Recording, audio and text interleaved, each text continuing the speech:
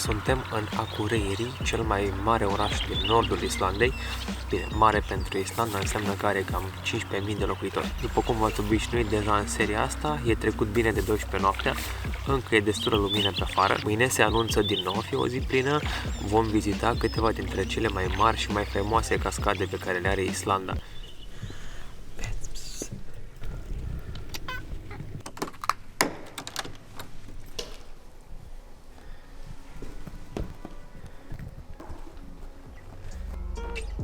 Prima din cele 3 cascade, Godafoss, la nicio oră distanță de Akureyri.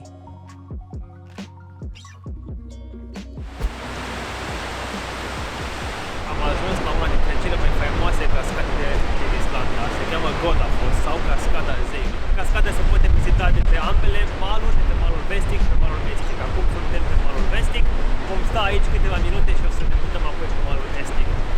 Cu siguranță, dacă ajungeți în Islanda și dacă faceți conjurul ei pe Ring Road, e un obiectiv care trebuie bifat, pentru că e superbă cascada asta, e superbă.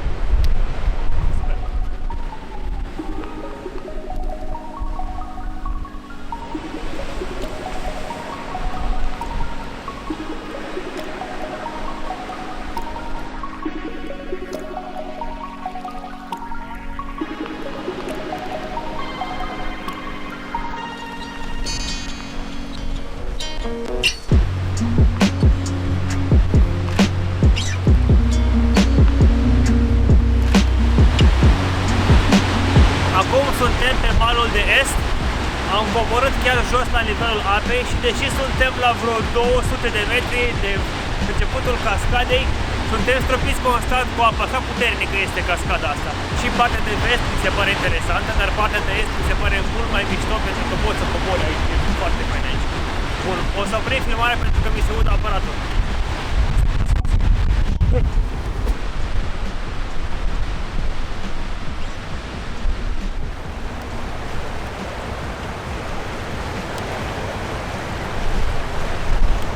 Hai și sus!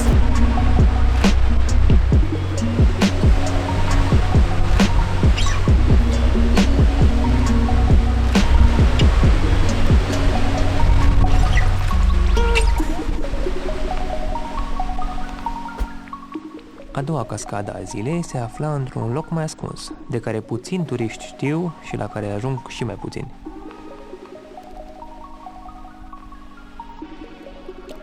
Bun, acum o să vă zic un secret. La nici 40 de minute de mers cu mașina la sud de Godafoss se află o altă cascadă care mi se pare cel puțin la fel de interesantă și la care a fost numai încă 2 mașini în parcare. Într-adevăr, drumul nu este asfaltat, însă se poate ajunge până aici, nu e mare scofală. Pe drumul până aici trebuie să deschidem și apoi să închidem 2 porți care au rolul de a ține animalele împrejmuite să nu le lase să iasă din țarc.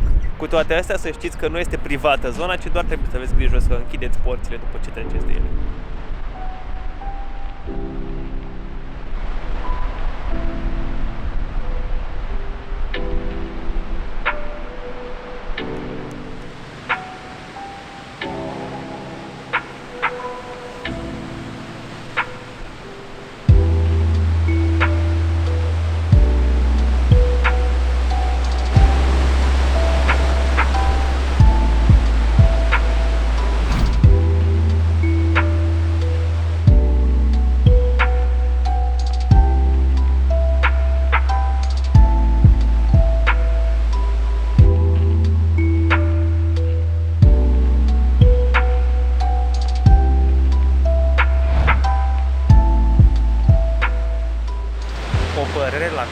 E că această cascadă e printre, dacă nu cea mai mișto din Islanda.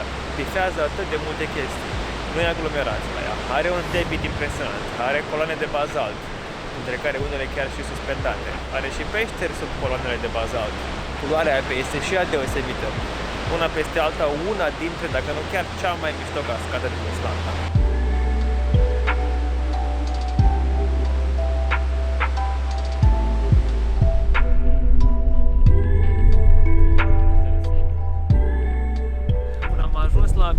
Care este un lac imens aflat în nordul Islandei, iar în locul în care ne aflăm acum sunt foarte multe cratere. Arată arată destul de bizar, bine, mai interesant arată văzute de sus, dar se pot și vizita la pas, durează cam o jumătate de oră, poate mai mult dacă vreți să pierdeți vremea să vă plimbați printre ele. Da, și principala atracție de aici suntem chiar noi, pentru că e plin de musculițe cărora le place culoarea roșie, aparent.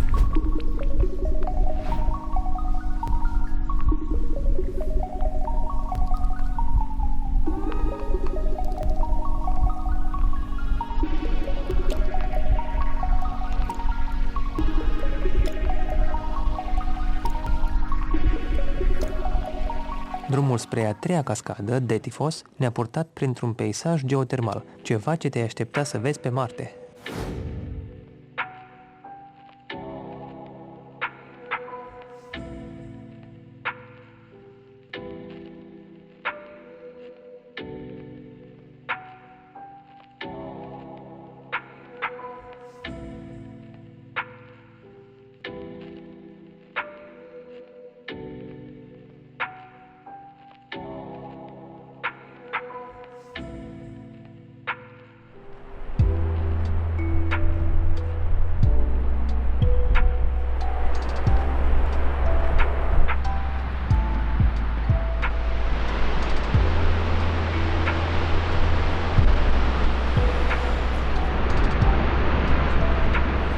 Am ajuns și la Detifos, iarăși una dintre marile, cele mai renumite cascade din Islanda. Are un debit foarte mare, este lată, este gigantică, impunătoare, impresionantă. Vă las să admirați cascada Detifos.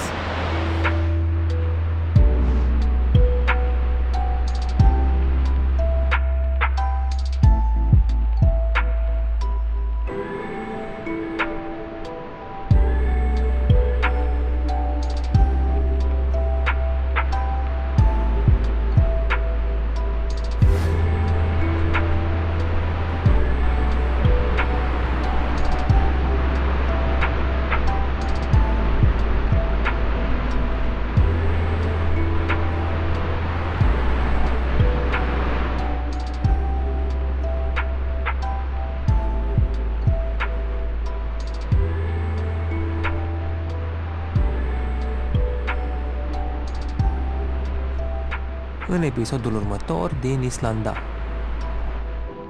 Șutez ca o fetișcană, mergem în coloană,